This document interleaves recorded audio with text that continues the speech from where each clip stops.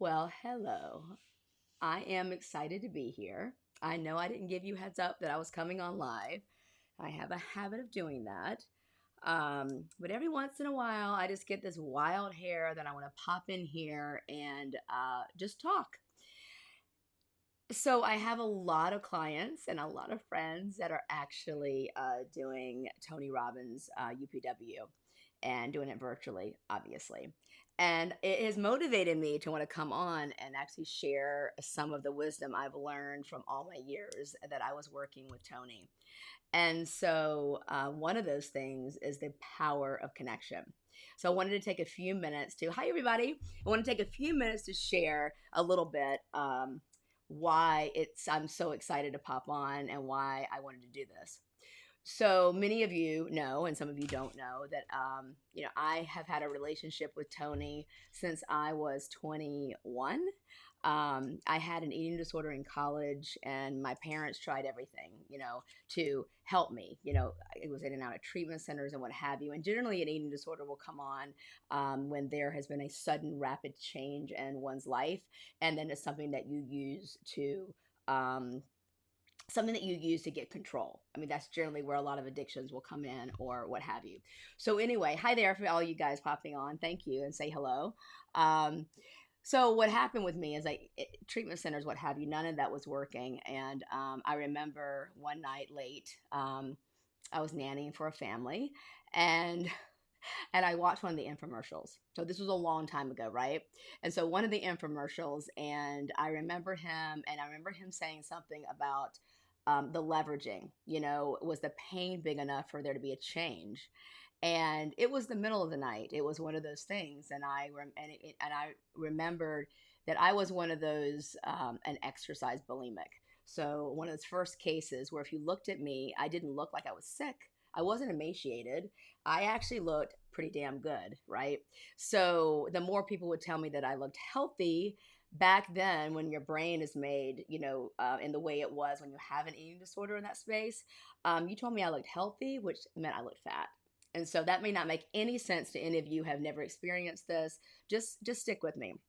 So anyway, and for some of you that are popping on now, I'm talking about some of our friends who are doing UPW, which is Tony Robbins' big event, and he's doing it live online. I think there's over 30,000 people doing it, and I just got motivated to pop on and share a little bit because I want to talk about the 6 human needs, why people make changes, maybe why you don't make the changes that actually you really want to do, and so I remember in and out of those treatment centers, and when I was younger, wanting to change, but just not changing. Many of you, many women that come to work with me, are in relationships that have been their long time, maybe 25 years or so. The passion is gone, or you may have a history of going in and out of relationships that are very similar. Or you're a woman who is super successful in business, but you haven't really been successful in your personal relationships. Um, or maybe you just want like an up level, whatever it is. I've seen it all. I think my oldest client has been 79 years old, and my youngest has been 13. So again, seen it all. So anyway, I remember watching him and him talking about, is the pain big enough? Is the leverage there? Like, what is it that you really want to anchor in? And because I was, healthy, but I wasn't healthy because I wasn't having a period anymore. Once you get to the point where, your body fat is so low, it just messes with your hormones. So you're not having a period. That is not healthy for a 20 something year old woman, right? And I also know anatomy, and I knew that if I wanted to have children, that was the leverage for me. I wanted to have a family. And if I wanted to have a family, obviously I could adopt, which is still a dream of mine, as many of you know. The other thing is that I needed to actually take care of myself. And trust me when I say this, anybody that has a disordered eating disorder, whatever they're calling it these days, you're obsessed with the controlling what's going in and out of your body. No one had to tell me how I needed to eat to be healthy. It had nothing to do with that. One of the treatment centers was, all about teaching me more about food. That's the last thing I needed to know. What I needed to know is why was I doing what I was doing? Why was I sabotaging? And So even I know I knew what all that was about. It was about a lack of control, some things that happened in my family with my parents, and I was trying to take control in whatever way I could, and I did it with this vice, for lack of a better word. So when he said that, it was just an anchor in. And I remember hitting my knees. And I think all of you know I'm a very prayerful, meditated gal. But I hit my knees. I wasn't meditating back then. And I love Og Mandino, who wrote the book, The Magic of Thinking Big. I have like 12 copies on my bookshelf over here that I like to give away. And between Og Mandino, The Greatest Miracle in the World, one of the best books ever, um, and OG, if you don't know, Og Mandino, and then also Tony Robbins. I mean, and you know, God just intervened. Of course, God number one. That was it. I mean, literally woke up the next day. Decided I was going to take care of myself, and I started eating better, and I allowed myself to put on some weight, and I started having my period. Obviously, I have a son, all the things, but there's more there. Because then, as many of you know, hi there for all you just popped on. What happened then is that years and years later, I actually had another encounter with him, and it was one that again changed my life. And it started with going to this event after another relationship that wasn't empowering. I was actually there with my partner at the time at an event, and as I was going through my notes, I literally am looking at the same notebook and journal that I used at this event. So I'm looking at these things, and you can see my notes. And can I tell you, I was one hurting woman. I was really embarrassed and ashamed. Very similar feelings that come when someone has an addiction, right? Or someone's been abused, is there's a lot of shame and guilt involved, because there's a part of us, part of me that knew that I was not in an empowering space. And I didn't know what to do. I didn't know how. I apologize. I have this new lipstick on, and it's like sticking to my teeth. Let me take a sip of water. Excuse me. Donna, I love my lipstick, but my gosh, I'm like, it's very tacky here. A friend of mine sent me this lipstick that she sells, which I really like the color, but I can barely. My lips keep sticking together. My husband probably loved that. Y'all have heard me talk about the spiritual duct tape. This lipstick is so beautifully glossed that my lips keep sticking together. Anyway, so I there was a lot of shame, and there was a lot of control. And again, women that are attracted to me have this thing about control, and they think it's what they need to do to keep their life together. But it actually, what it does is it anchors in needing certainty. And anytime that we need certainty, and we need to know that we know that we know that we're going to know the outcome, you better believe that your life is probably not as exciting as it could be. Because the power of your life, the quality of your life, is really indicative to how much uncertainty you can live with.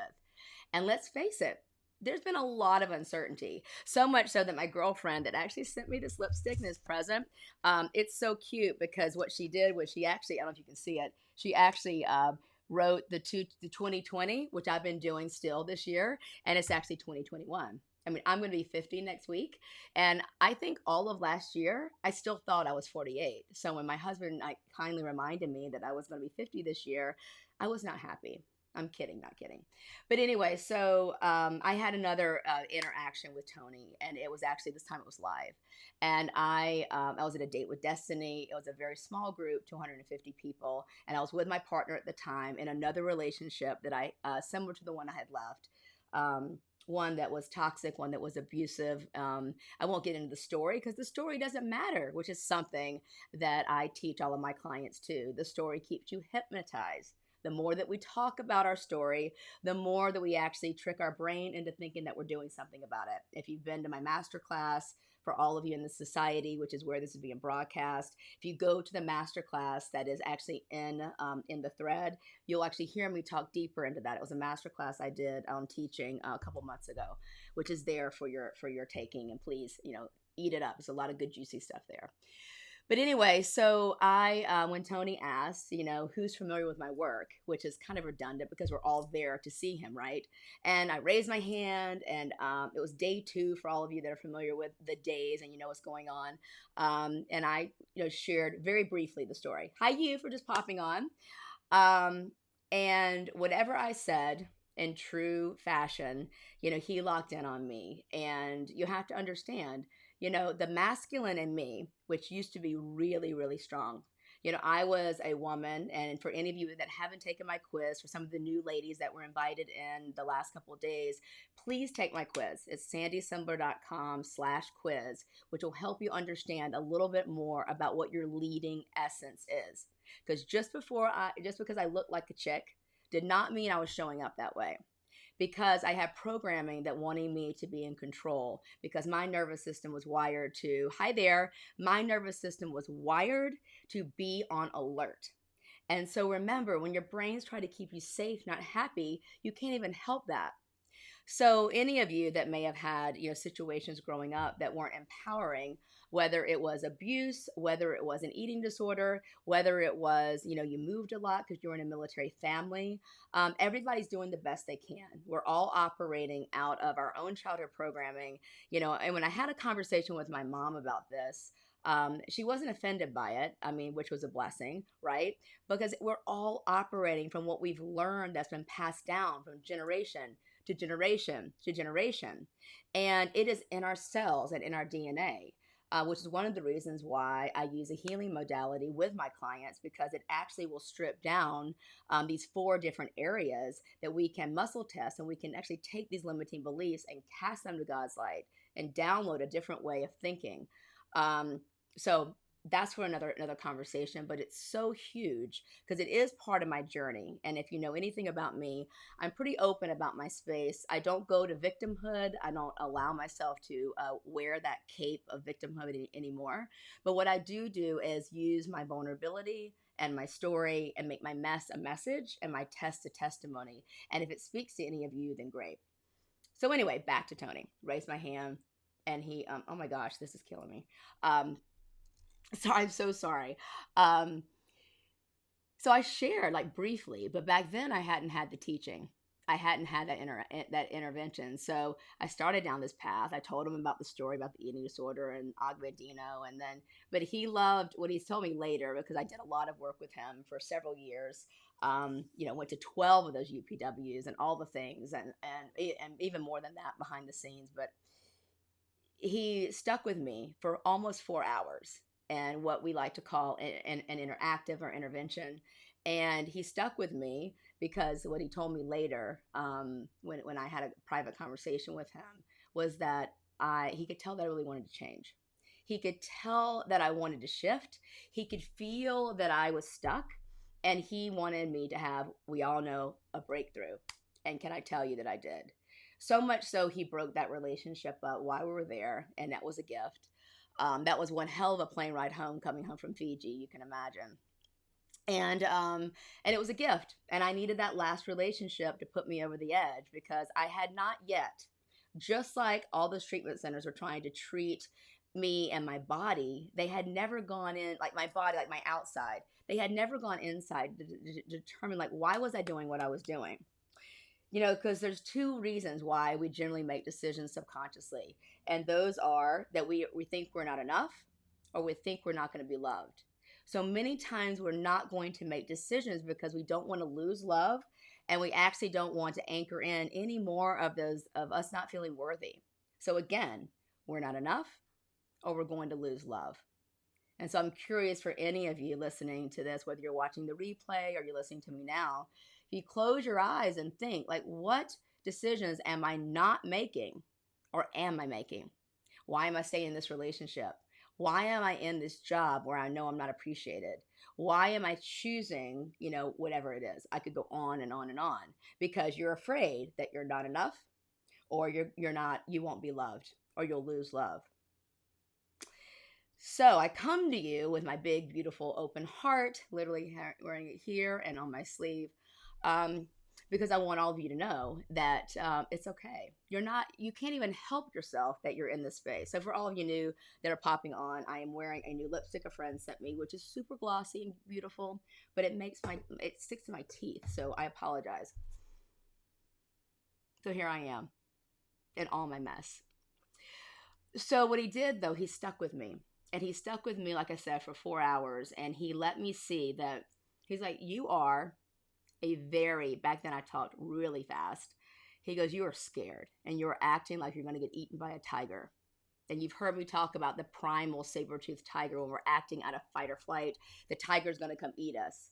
So anytime someone's saying, I don't feel safe, I'm going to ask you, is it really true that you don't feel safe in the context that you're going to be eaten by a tiger? Or are you reliving programming because your nervous system is wired like PTSD type, where like, oh no, I'm in this space. I smell that perfume. I smell that cologne. I smell a vanilla candle. You could tell that's something with me.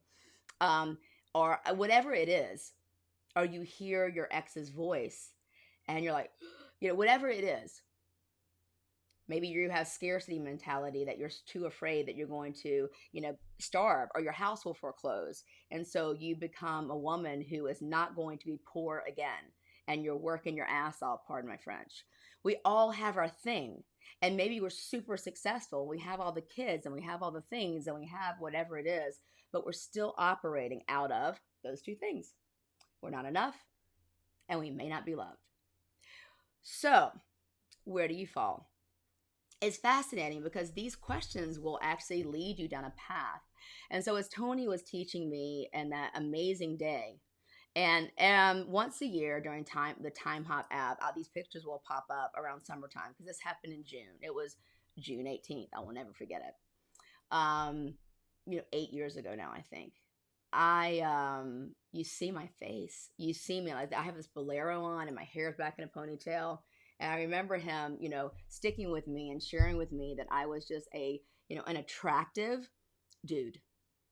Basically an attractive dude that was operating in a space of fear because I was too afraid to lose control, which is where the eating disorder came from. That's where I had an affinity to attract men, where I had the story that I only attracted men who are emotionally unavailable.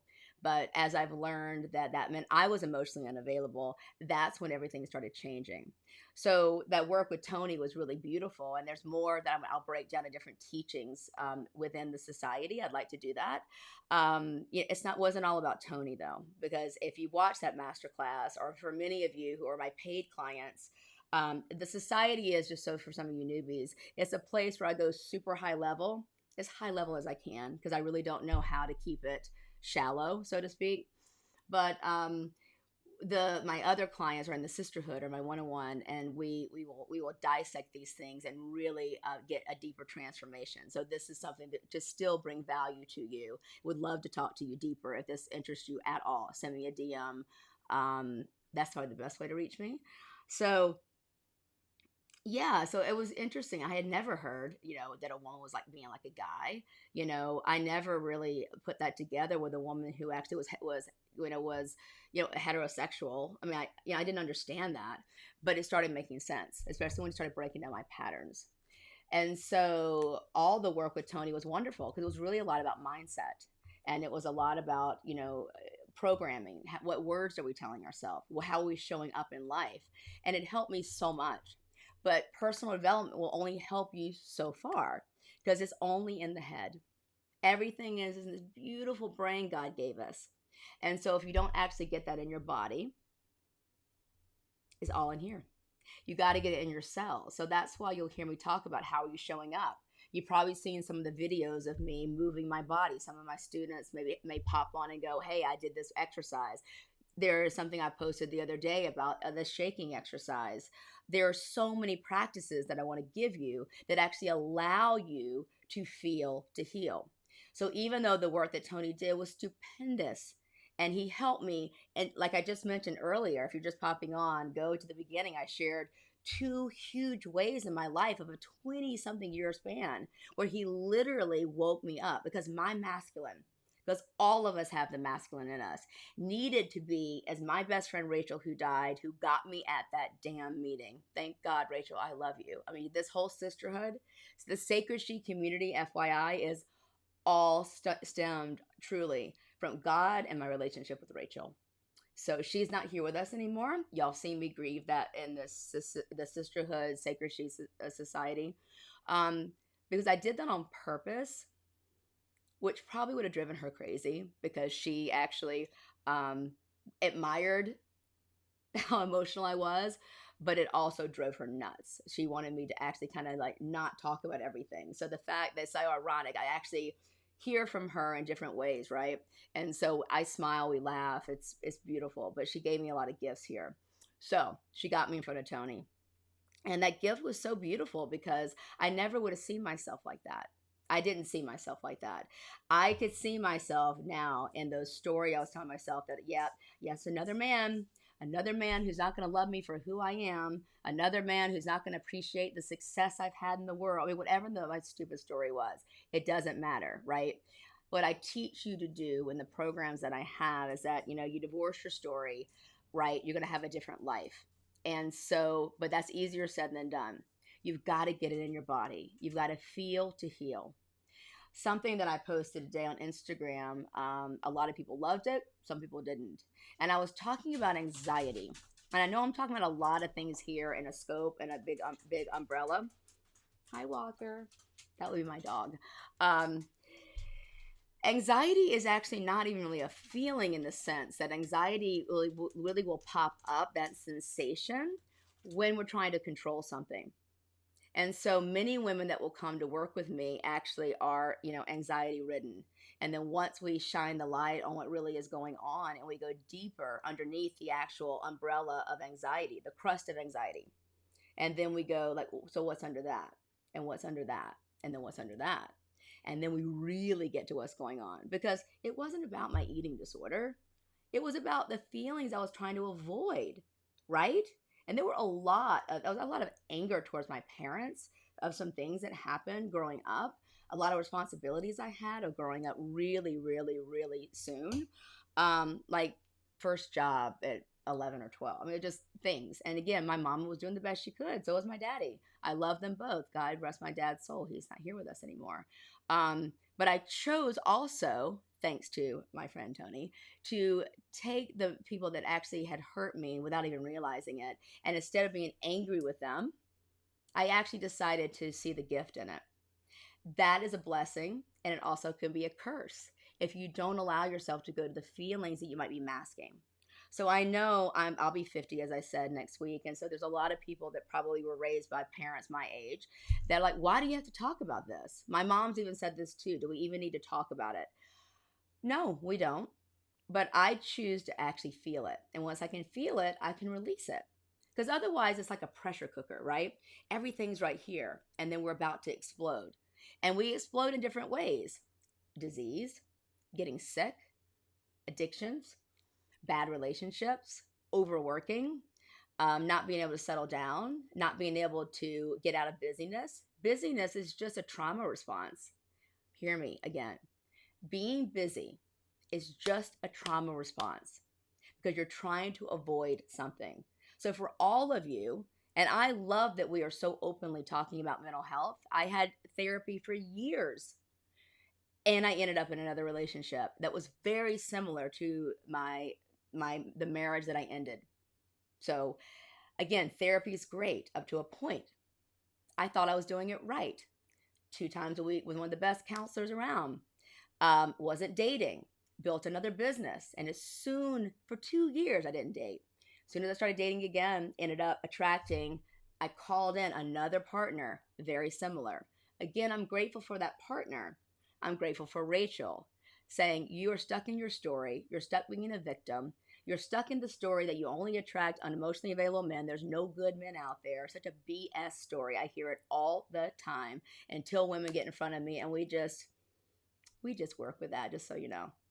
If you want to work with me, you'll understand where I come from. And for any of you that might be listening to this or listening to the replay, please just post something maybe about what you've experienced with me in this space. So yeah, so again, I'm not against counseling, and I'm not here to say that we don't feel unrest and that maybe anxiety is going to pop up, but anxiety is a symptom of trying to control. So my next live with all of you is going to be, where does that control and certainty come from? Why is it one of our 6 human needs? We have 6 human needs, right? And certainty can be one of them. Certainty is definitely needed in survival. I'm not saying that we need to be floating around, not knowing what's going to come next. But there is something about the power of the pivot. And for any of us, which is all of you watching this now, we have lived through 2020. right? You just saw me hold up the note from my girlfriend who had to scratch out the 20 and write 21 on it, because just like me, I sometimes feel like I'm in a time warp, and last year didn't even happen. I mean, literally last year this time, my girls' trip to Peru was canceled, and mine and John's anniversary and my birthday trip was canceled. And which is like boohoo, right? It's a quality problem. But my point is that it's a year later, and I'm like, where did last year go? Like, what happened? So the power of the pivot will come in when you can actually ride the wave.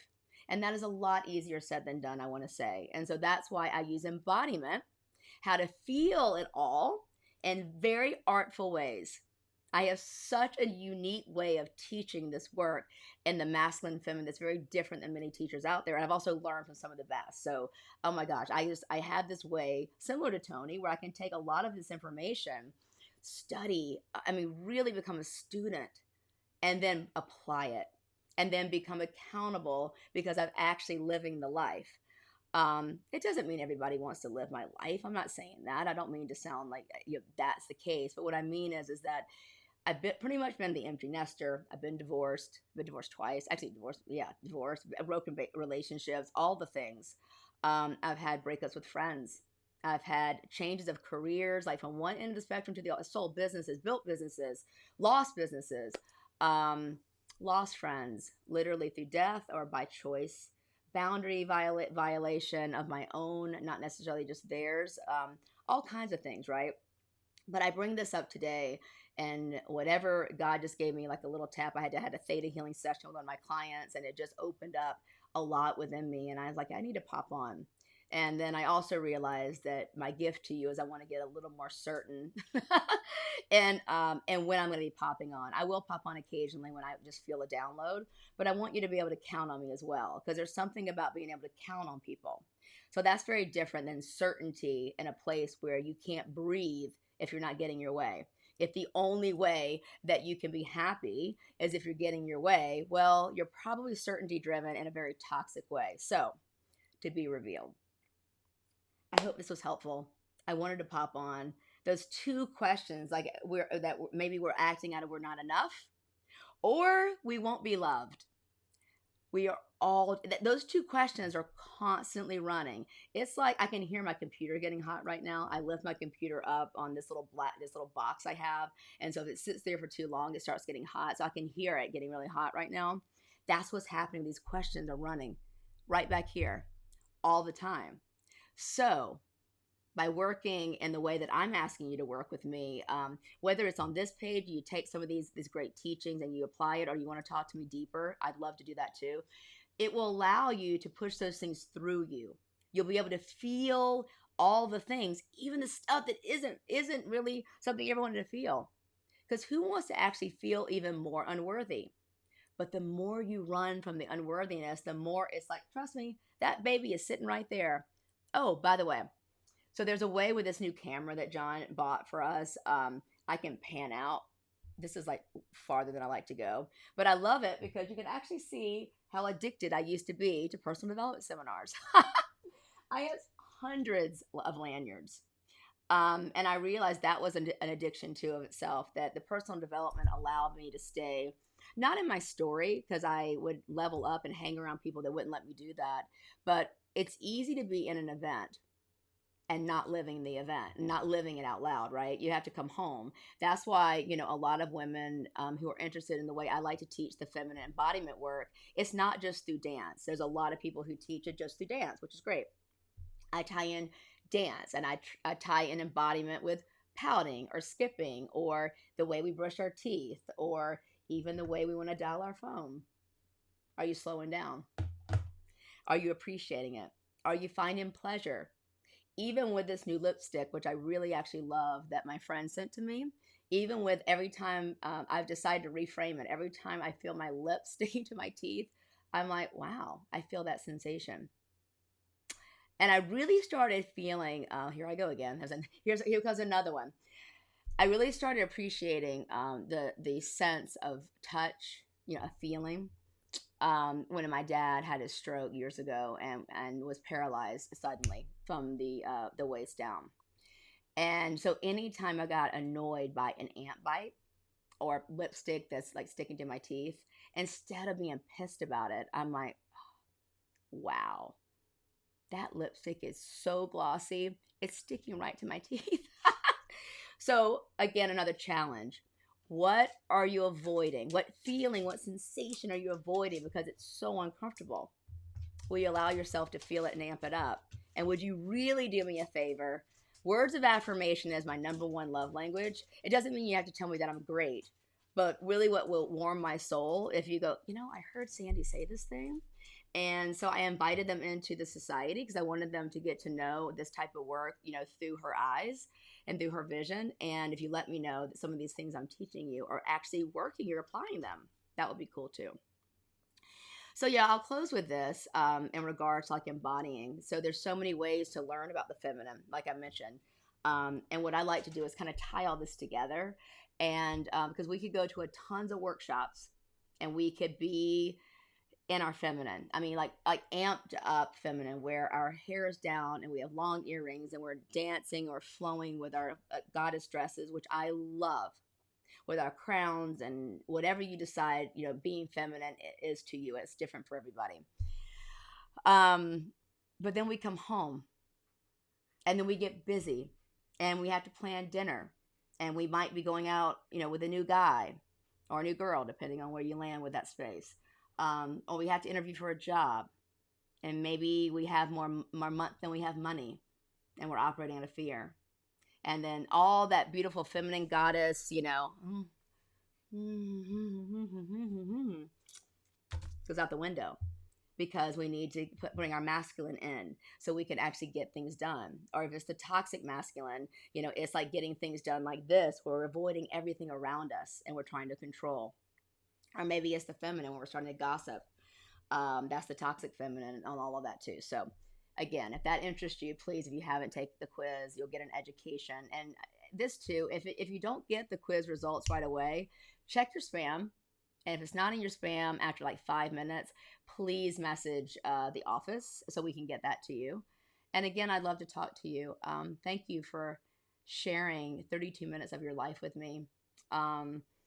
I'm feeling really called to share more here and talk a little bit more about the energy healing and things that we do. I just want everyone, I don't want to rob you of your karma. I don't want to rob you of the lessons that you need to learn. But if I can just shave just some things off, why not?